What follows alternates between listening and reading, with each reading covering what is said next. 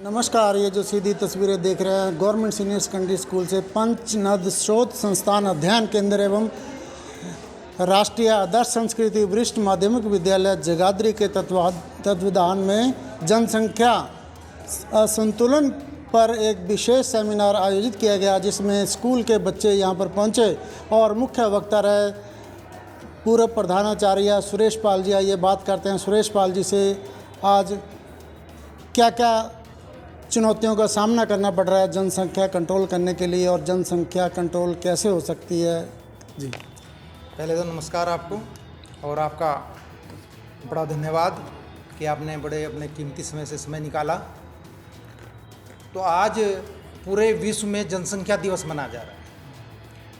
1987 में 11 जुलाई 1987 को पूरे विश्व की जनसंख्या 5 अरब हो चुकी थी और इसी को लेकर हमारे केरल के एक प्रोफेसर डॉक्टर केसी जगारिया, जो विश्व बैंक में जनसंख्या विभाग में सन 1971 से लेके 1987 तक पदस्थ रहे, तो उन्होंने एक सुझाव दिया कि आने वाले समय में जो जनसंख्या की बढ़ोतरी हो रही है उसके बड़े ही भयावह परिणाम होंगे। और इसी बात को लेकर संयुक्त राष्ट्र संघ में एक बैठक की गई 1989 में, 11 जुलाई 1989 में, और उसमें ये चर्चा की गई। और उसी चर्चा को ध्यान में रखते हुए 1990 दिसंबर 1990 में ये प्रस्ताव पास किया गया कि हर वर्ष विश्व जनसंख्या दिवस मनाया जाए, जिसका उद्देश्य ये रहे कि जनसंख्या के प्रति लोगों को जागरूक करें कि क्या लाभ हैं और क्या उसकी हानियाँ हैं। और इसी बात को लेकर 11 जुलाई सन 1991 से ये विश्व जनसंख्या दिवस पूरे विश्व में मनाया जाता है। अपने देश की अगर हम बात लें तो जनसंख्या इतनी तेज़ी से बढ़ रही है।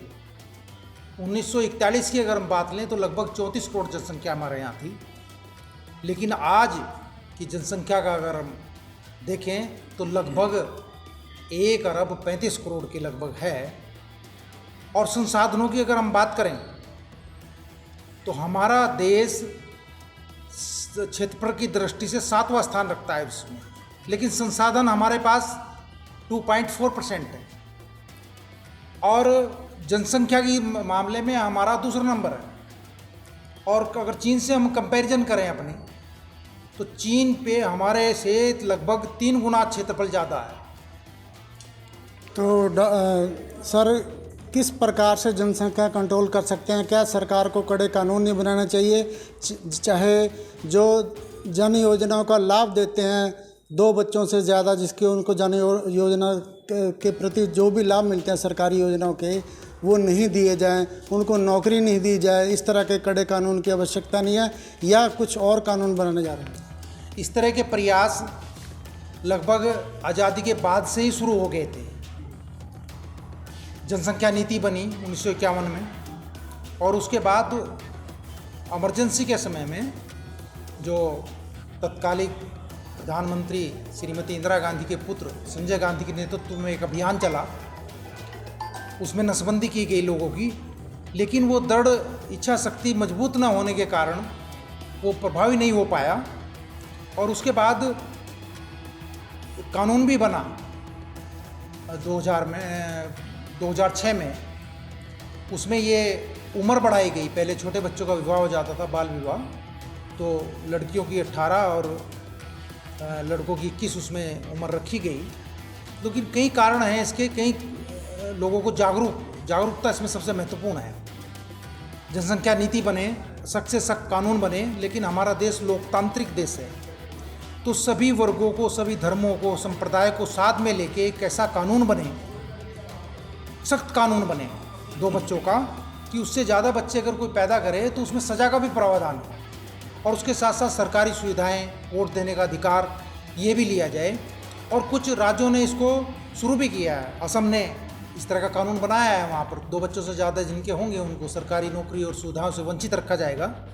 और इसी तरह का प्रयास यूपी में भी हो रहा है, और मुझे लगता है कि केंद्र सरकार को बहुत जल्दी ये कार्य कर देना चाहिए। लेकिन सबसे ज़रूरी बात है कि हमारे जो भी देश के नागरिक हैं, समाज के जो प्रबुद्ध नागरिक हैं, न्यायविद हैं, वैज्ञानिक हैं, वकील हैं, शिक्षक हैं, विद्यार्थी, सामाजिक संस्थाओं के अध्यक्ष हैं, ट्रेड यूनियनों के अध्यक्ष हैं, मैं उनसे ये आह्वान करूँगा कि वो संकल्प लें कि जनसंख्या नियंत्रण के लिए हम ये संकल्प लेते हैं कि इसके कम करने के लिए हम लोगों को जागरूक करेंगे।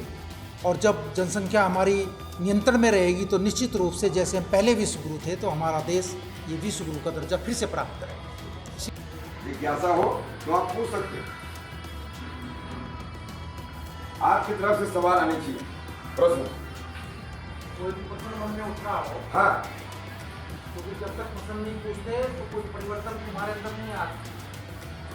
प्रश्न अगर नहीं पूछेंगे आप, इसका मतलब ये है कि या तो पूरी बात समझ में आ गई, सारी बातें समझ में आ गई, और या फिर सब ऊपर से गया। अब बताओ क्या है इसमें से क्या सही है? हाँ जी बहन जी, समझ में आया? अरे पूछो, कुछ ना कुछ पूछो। हाँ जी वीर जी, दसो ये कहना चाहते हो? कुछ तो। अरे भाई आप पढ़ चुके हैं ना सर? कि जो मेडिकल फैसिलिटीज बढ़ रही हैं उनकी वजह से भी मतलब पॉपुलेशन कंट्रोल में नहीं है। तो सर ये तो एक एडवांटेज हुआ ना कि मेडिकल फैसिलिटीज बढ़ रही हैं।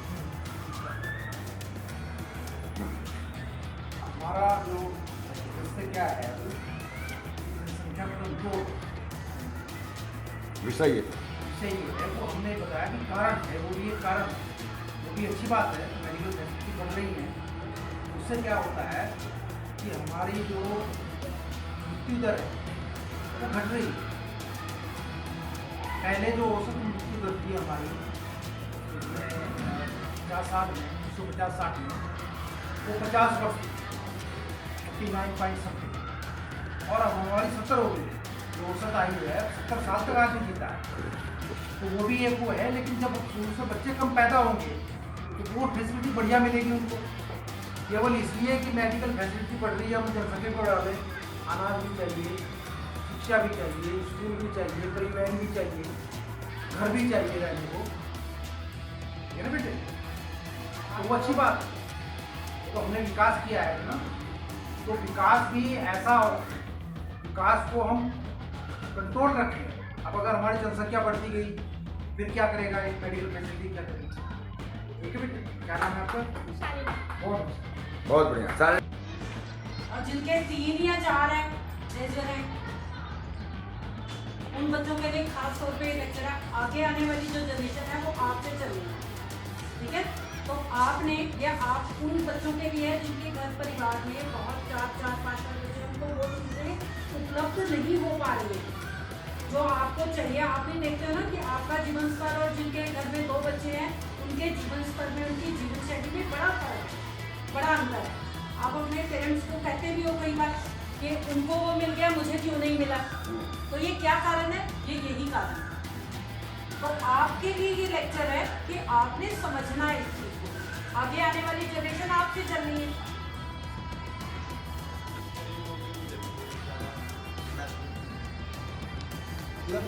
जैसे BC वो क्या कहते हैं SC कास्ट है, तो SC कास्ट को फैसिलिटी मिलती है। आज जनसंख्या बढ़ती, जनसंख्या आज जनसंख्या संबंध उससे संबंधित। जी बैठिए बैठिए। जैसे जनसंख्या बढ़ रही है हमारे यहाँ पे, तो साथ साथ जैसे हमारा बर्थ रेट बढ़ रहा है, तो दैट रेट भी तो साथ साथ बढ़ ही रहा है ना उसका। मुझे जितने बंदे मर रहे हैं उतने बंदे पैदा भी तो हो रहे हैं। हमारा कम हो गया। बर्थ रेट माने जन्म लेने वालों की संख्या बढ़ रही है, मरने वालों की संख्या कम हो रही है। इसलिए जनसंख्या वो भी एक कारण माना गया, केवल वही कारण नहीं है, वो एक कारण माना गया, वो भी एक कारण है। वो भी एक कारण। पहले औसत मृत्यु दर मेरे ख्याल 59 थी, फिर 49.9 49, मैंने 49 साल अधिकतम औसत उम्र होती थी। 50 साल में मर जाता था वो। और अब मेरे ख्याल से 70, हाँ 70 हो गई। 70 यानी हम आराम से, अब मेरे को देखिए कहीं और की बात नहीं, मेरे पिताजी 53 ईयर्स में, मेरी माँ 50 ईयर्स में पहले तो वैसी थी, लेकिन अब कुछ भी होता है अपने शहर में कितने अस्पताल हैं और एक से बढ़कर एक अस्पताल फटाफट घूम के आते हैं। और उनको तब ऐसी सुविधाएं नहीं थी, तब ऐसी सुविधाएं नहीं थी, और वो सुविधाओं तक पहुंचते पहुंचते रास्ते में ही निधन हो जाता। कैंसर का भी इलाज हो गया, अनेक प्रकार के ट्रीटमेंट शुरू हो गए। इससे क्या हुआ, मौत की दर रुक गई, और दो चीजें, मौत की दर रुक गई तो जनसंख्या जो है वो स्थिर हो गई, और उधर जनसंख्या वो जन्म दर बढ़ती जा रही है तो जनसंख्या बढ़ गई। आप समझ नहीं ना, ठीक है। इंडिया की इनकम में तो बढ़ रही है, अंधविश्वास में भी हमारी इंडिया की इनकम तो बढ़ रही है। इनको बढ़ रही है, लेकिन देखो अंधविश्वास में कमी आई है। पहले लोग झाड़ फूक में विश्वास रखते थे, हाँ अब सीधे डॉक्टर के पास जाते हैं। सांप काटता था, झाड़ फूक के बातें फिर मृत्यु हाँ हो जाता था। पीलिया में दुनिया भर का वो करते थे कि झाड़ा लगाओ, और वो झाड़ा लगाते खत्म। तो तुरंत जी जी क्या पूछ बेटे? कि हमारी इंडिया की इनकम भी तो बढ़ रही है इससे, हमारी इंडिया के जो आपके बच्चे वीरेंद्र सप्रा? हैं तो उनको भी तो फायदा हो रहा है ना इसका। हाँ ठीक। अभी बोलिए। देखो अच्छा सवाल। इनका बहुत अच्छा सवाल किया। क्या नाम बेटे? मैं जाहिर बोल रहा हूँ। भव्या, भव्य। इनकम भी हमारी बढ़ रही है, ये लेकिन नंबर हमारे पास जो किसका, भूभाग ये किसका नंबर है जो, कि अच्छा चलो हम ठीक है, सेव कर क्षेत्रफल की लेंगे। दृष्टि से 7वां स्थान है हमारा। हाँ बढ़िया कार्यक्रम में। लेकिन जनसंख्या हमारे यहाँ कितनी है? 18%। संसाधन कितने हैं? 2.4%। चीन की और हमारी जो जनसंख्या लगभग बराबर है। उनके पास कितना है? 96 वर्ग किलोमीटर एरिया है, हमारे पास कितना है? 32.9 यानी कि 33। तो इनकम हमारे पास पैसे ही कितने ही हों, लेकिन अनाज उत्पन्न करने वाली जमीन तो वही है। अनाज कहाँ से लाएंगे? पैसे से हम कहाँ से अनाज खरीदेंगे? हमें मकान भी चाहिए। जैसे जैसे मकान हमारे बनते जा रहे हैं तो कृषि योग्य भूमि हमारी कम होती जा रही है। अब आप देखो, पहले हमारे पास जो कृषि योग्य भूमि थी वो लगभग 1895 लाख हेक्टेयर थी, और आज की डेट में वो 16 लाख हेक्टेयर रह चुकी है, यानी कि 2 लाख हेक्टेयर घट गई है। तो हमारे पास पैसे होंगे, अनाज नहीं होगा, रहने के लिए जगह नहीं होगी, तो क्या करेंगे उन पैसों को? इसलिए जनसंख्या का संतुलन बनाना बहुत जरूरी है। जी धन्यवाद। ॐ विश्वानि देव सवितर्दुरितानि पराशुभ यद्भद्रं तन्नयासु।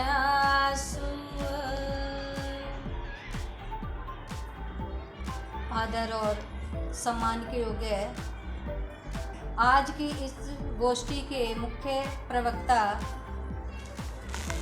प्रधानाचार्य, रिटायर्ड प्रधानाचार्य श्री सुरेश पाल जी, जो पंचनद शोध संस्थान के अध्यक्ष हैं, और डॉक्टर उदयभान जी, जो पंचनद शोध संस्थान के महामंत्री हैं और खालसा कॉलेज में प्रवक्ता हैं,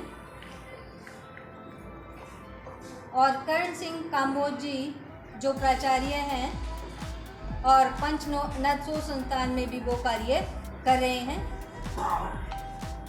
और अपने इस विद्यालय के प्रधानाचार्य डॉक्टर रमेश कुमार जी, प्रवक्ता गायत्री जी, मदान मैडम, पूजा मैडम, और अपने पत्रकार महोदय नवाब जी का यहाँ, और प्यारे बच्चों, यहाँ पर पहुँचने पर मैं आपका हार्दिक अभिनंदन करती हूँ, स्वागत करती हूँ। प्यारे बच्चों, आज डॉक्टर साहब ने, श्री सुरेश पाल जी ने हमें जनसंख्या के बारे में इतनी अच्छी जानकारी दी है, जो आज हमारे समाज की सबसे ज्वलंत समस्या है। इस समस्या से हम जूझ रहे हैं। हमारे पास संसाधन कम है, जनसंख्या ज़्यादा है। जहाँ संसाधन ज़्यादा होंगे, जनसंख्या कम होगी, वहाँ लोगों का जीवन स्तर क्या है? उच्च हो। हमारे यहाँ बीपीएल परिवारों की संख्या बढ़ रही है। अभी सुरेश पाल जी बता रहे थे कि जब हमारा देश आज़ाद हुआ तो हमारी जो टोटल जनसंख्या थी वो 36 करोड़, और उसमें एक मुस्लिम वर्ग था जिसकी जनसंख्या 4.3 करोड़। लेकिन आज के समय में उनकी जनसंख्या कितनी है? लगभग 57 करोड़। तो वो किस रफ्तार से जनसंख्या बढ़ रही है? एक वर्ग की जनसंख्या बढ़ रही है, एक वर्ग की थोड़ी मतलब बैलेंस है जनसंख्या। तो हमने समाज में से उस अंधविश्वास को दूर करना है जो जनसंख्या को क्या है, परमात्मा की देन मानते, कि हम क्या है, ये तो परमात्मा की देन है कि हम इस पर पाबंदी नहीं लगा सकते। अगर इसी तरह से जनसंख्या हमारे देश में बढ़ती रही तो हमारी विकास दर कहाँ पहुँच जाएगी, इसका आप अनुमान नहीं लगा सकते। एक परिवार में अगर 5 सदस्य हैं, 5 बेटे हैं एक किसान के, तो वो खेती कर रहे हैं, ठीक है। उनमें से उनके पास 5 किले जमीन है और उसको 5 किले जमीन पर एक व्यक्ति भी क्या है उस खेती को अच्छी तरह संभाल सकता है, लेकिन वो चारों के चारों व्यक्ति क्या है उसी एक काम में लगे हुए। तो ये हमारी क्या होगी? गुप्त बेरोजगारी है। लेकिन हम देख रहे हैं कि वो क्या है, सारे खेती के काम में लगे हुए। और अभी 1989 में जैसे सर ने बताया कि 1989 में क्या है, संयुक्त राष्ट्र संघ में प्रस्ताव रखा गया था विश्व जनसंख्या दिवस मनाने का। 1991 से हम विश्व जनसंख्या दिवस लगातार हर वर्ष मना रहे हैं। सर ने आपको बताया कि अब लगभग जो विश्व की जो जनसंख्या है वो 8 अरब पहुंच चुकी है। अपनी भारत की जनसंख्या के आंकड़े क्या है? अब सर ने बताया था कि जितनी ऑस्ट्रेलिया की 1 करोड़ 60 लाख जनसंख्या है, इतना जनसंख्या हमारे यहाँ भारत में हर साल बढ़ जाती है। यानी हम एक ऑस्ट्रेलिया हर साल तैयार कर देते हैं। वहाँ संसाधन ज़्यादा है, जनसंख्या कम है। इसलिए क्या है, हमारे जो भावी जो नागरिक हैं उनका रुझान क्या है, फॉरेन की तरफ बढ़ने लगा। क्यों? किस कारण? क्योंकि वहाँ क्या है, आय ज़्यादा है, पैसा ज़्यादा मिलेगा, और हमारे यहाँ क्या है, संसाधन कम है, काम की कमी है, नौकरी नहीं मिलती। इसलिए रोजगार की तलाश में बच्चों का रुझान कहाँ हो रहा है? विदेश की तरफ। लेकिन इसको हमने रोकना है। हम अपने देश में क्या है, अब युवा क्या है, कुछ भी बदल कर रख सकते हैं। आपके अंदर इतनी एनर्जी है कि आप समाज के सुधार के लिए कुछ भी कर सकते हैं। समाज में बदलाव के लिए आप अगर कदम उठाते हैं तो क्या है, एक चमत्कार कर सकते हैं। तो जब हम अपने आसपास का वातावरण देखते हैं कि गरीबी इतनी है, अब मनुष्य की क्या है, 3 मूलभूत आवश्यकताएं हैं, रोटी, कपड़ा और मकान। अगर ये सबके लिए, सबको ये उपलब्ध हो रहा है तो क्या है, मान लो क्या है भाई, लोगों की स्थिति सही। अगर रोटी के 3 वक्त की रोटी के लाले अगर हम अपने देश में पड़ गए तो क्या है, समझो कि हमारे देश की जनसंख्या अगर इसी तरह बढ़ती रही तो आगे आने वाले टाइम में हमें गरीब वर्ग को क्या है, 3 टाइम की रोटी भी उपलब्ध नहीं होगी। अब जैसे इस बेटी ने सवाल उठाया था जन्म दर और मृत्यु दर का, ठीक है। मृत्यु दर क्यों कम होगी? क्योंकि मेडिकल फैसिलिटीज से क्या है, मृत्यु दर में कमी आई है। और जन्म दर बढ़ रही है। वहां भी पहले क्या होता था कि जब भी क्या है, कोई महिला किसी बच्चे को जन्म देती थी तो उसकी डिलीवरी होम डिलीवरी होती, ठीक है। कभी माँ की मौत हो जाती थी, कहीं बच्चे की मौत हो जाती थी। क्यों होती थी? क्योंकि हमारे पास क्या है, मेडिकल सुविधा नहीं थी। उस सुविधा के कारण क्या है, कभी जन्म लेते ही बच्चा मर जाता था और कभी जन्म देते ही माँ की मृत्यु हो जाती। तो इस तरह से क्या है, मेडिकल साइंस ने बहुत उन्नति की है। अब बहुत सुविधाएं हमें मिल रही हैं। उन सुविधाओं के लिए हम आभारी हैं सरकार के कि हमें इस तरह की सुविधाएं दी जाती हैं। तो आय का असमान वितरण कब होगा? जैसे क्षेत्रीय असंतुलन है, इसी तरह जनसंख्या असंतुलन। क्षेत्रीय असंतुलन में क्या आता है कि कोई क्षेत्र क्या है पिछड़ा हुआ है और किसी में क्या है कोई विकास कर रहा है, ठीक है, वहाँ विकास के साधन ज़्यादा हैं। कुछ क्षेत्र ऐसे हैं जहाँ बिजली पानी की सुविधा नहीं है, सड़क की सुविधा नहीं है, ठीक है, उस क्षेत्र के लोग क्या है इन समस्याओं से ज़्यादा जूझते हैं।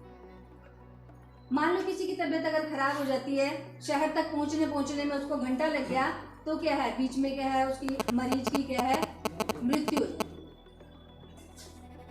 इसी तरह से क्या है जब हम सरकार से अपनी आवाज़ उठाते हैं कि जो भी क्षेत्र पिछड़े हुए हैं वो आवाज़ उठाते हैं कि हमारे क्षेत्र में जो भी MLA MP जो भी चुना जाएगा उसके पास लोग जाते हैं। अध्यक्षा madam Amarjeet Kaur ji, principal doctor Ramesh ji,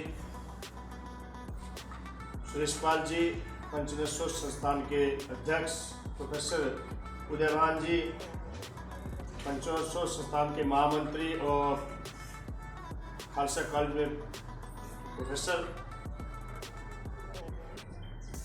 अन्य मंचासीन डिग्निटी हमारे मध्य बैठी है और प्रिंट मीडिया से आए हुए हमारे पत्रकार बंधु, प्यारे बच्चों, आप सब ने जो इस ज्वलंत विषय का आज जनसंख्या दिवस पर सुना समझा, इसके लिए हमारी जिम्मेदारी और कर्तव्य जो भी है, हम सब उन चुनौतियों के बारे में सोचे समझे।